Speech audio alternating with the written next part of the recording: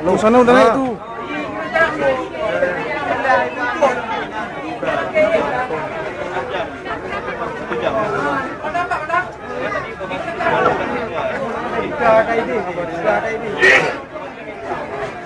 I see through what you want me to believe is the truth. Every caption.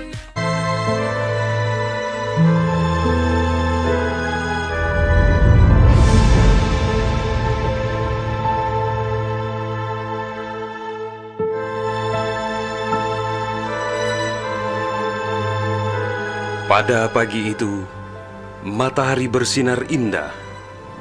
Anak manusia baru saja memulai rutinitas sehari-hari. Para nelayan berada di laut lepas.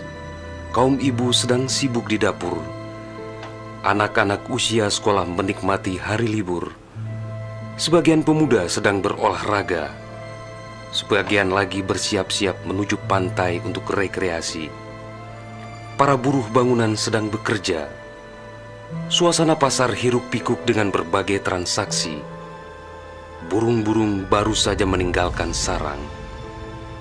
Tiba-tiba pukul 7:58 waktu Indonesia Barat, hari Ahad, 26 Desember 2004, bumi Serambi Mekah berguncang dahsyat.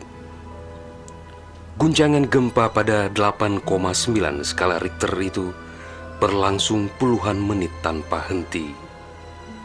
Bumi bergerak ke bawah dan ke atas, ke kiri dan ke kanan, berayun-ayun terus-menerus.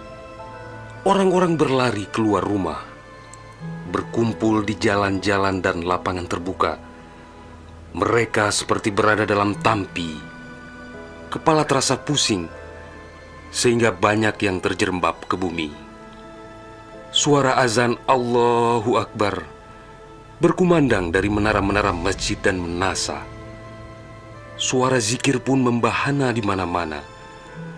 Jutaan mulut manusia melafazkan asma Allah dan Rasulullah secara terus-menerus. La ilaha illallah, Muhammadar Rasulullah.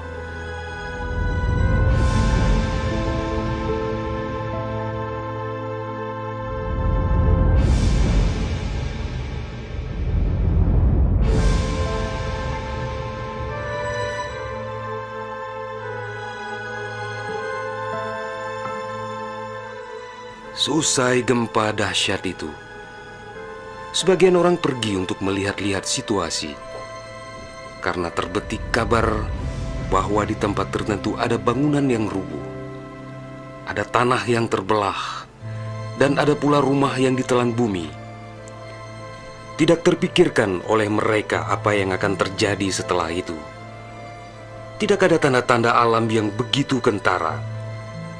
Tidak ada yang mampu menafsirkan dan menduga sebentar lagi akan terjadi bencana maha dahsyat yang meluluh lantakkan permukiman penduduk sepanjang pesisir Aceh. Tidak ada pula yang mampu menerjemahkan berbagai firasat atas pusaran nasib yang bakal menimpa tanah rencong. Juga hampir tidak ada yang memahami tanda alam manakala air laut surut beberapa ratus meter. Orang-orang di pesisir pantai tampak asyik mengumpulkan ikan yang menggelpar-gelpar. Bahkan air sungai pun mengering.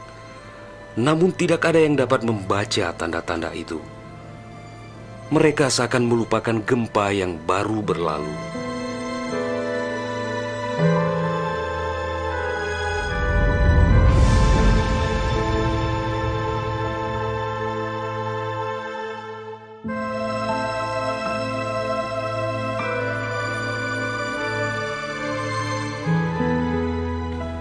Di berbagai tempat, orang-orang sibuk memperbincangkan gempa sangat dahsyat itu yang belum pernah mereka alami. Namun tak lama kemudian orang-orang mendengar bunyi dentuman sangat keras, disusul suara gemuruh dari arah laut. Bunyi dentuman itu terdengar sepanjang pesisir Aceh Besar, Banda Aceh, Aceh Jaya, Aceh Barat dan Nagan Raya. Orang-orang mengira itu adalah bunyi bom. Memang sebelumnya sering terdengar bunyi bom yang menghiasi kehidupan orang Aceh ketika itu, karena Aceh dalam situasi konflik bersenjata. Orang-orang pun bertanya dalam hati, mengapa masih ada pihak yang tega berperang dalam suasana yang begitu menakutkan?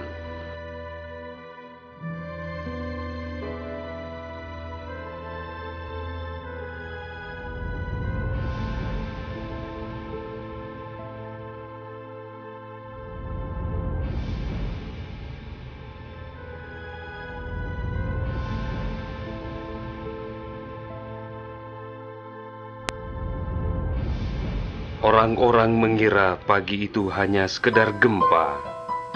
Mereka sama sekali tidak menduga bahwa bunyi dentuman keras tersebut adalah akibat patahan lempengan bumi yang berpusat di Samudra Indonesia, sekitar 149 km sebelah selatan Calang, Aceh Jaya.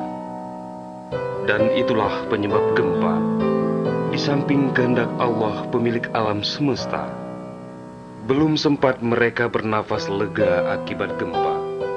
Dalam suasana gebalau dan kucar-kacir itu, tiba-tiba daratan diterjang air laut. Air berwarna hitam pekat itu datang sangat tiba-tiba dengan suara gemuruh yang menakutkan. Ia berlari sangat cepat, menerjang apa saja yang dilaluinya. Di tempat-tempat tertentu air mencapai ketinggian 18 meter. Bahkan ada yang mencapai 35 meter, seperti di kawasan Loknga. Dari jauh air yang beringas itu tampak bagaikan rupa naga yang menggeliat-geliat mencari mangsa. Air dengan kecepatan 900 km per jam itu bagaikan bulldozer yang melumut apa saja yang ditemuinya.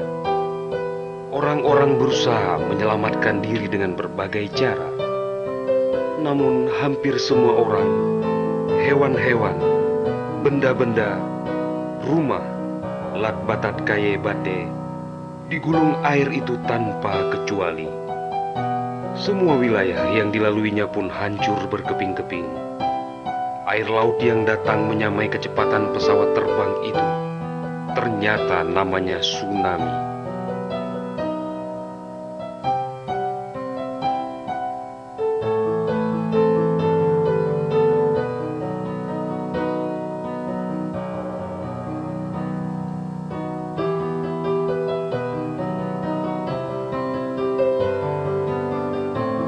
Kekuatannya memang luar biasa.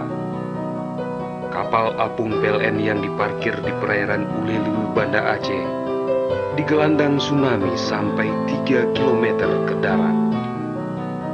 Kapal itu sekarang menjadi objek wisata tsunami.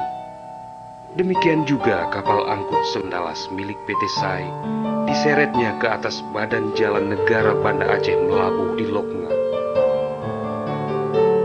Kapal-kapal nelayan ukuran besar yang diparkir pelabuhan ikan di Lampulo, Banda Aceh, banyak yang terdampar ke pusat kota. Termasuk mesin cetak harian Serambi Indonesia dikeruncut di bawah tsunami sejauh 1 km. Kendaraan roda 4 hancur tak berwujud. Rumah dan toko-toko serta bangunan lain yang kokoh pun hancur lebur rata dengan tanah. Semuanya di luar dugaan manusia, seakan sebuah mimpi buruk yang sangat langka.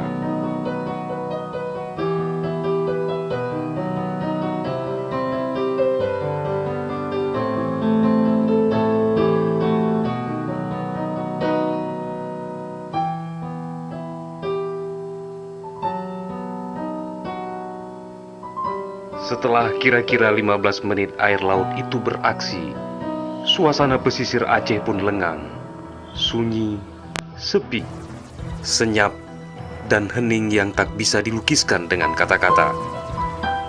Sebagian besar permukiman penduduk rata dengan tanah, seakan instrumentalia kehidupan telah berakhir sampai di sini.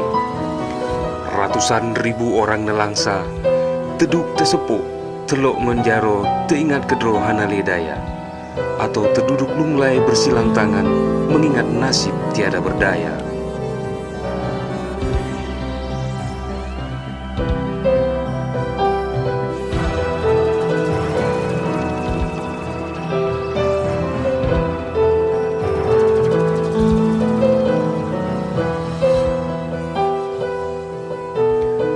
Tsunami yang diakibatkan gempa tektonik itu juga melanda Malaysia, Thailand, India, Maladewa, Sri Lanka. I see through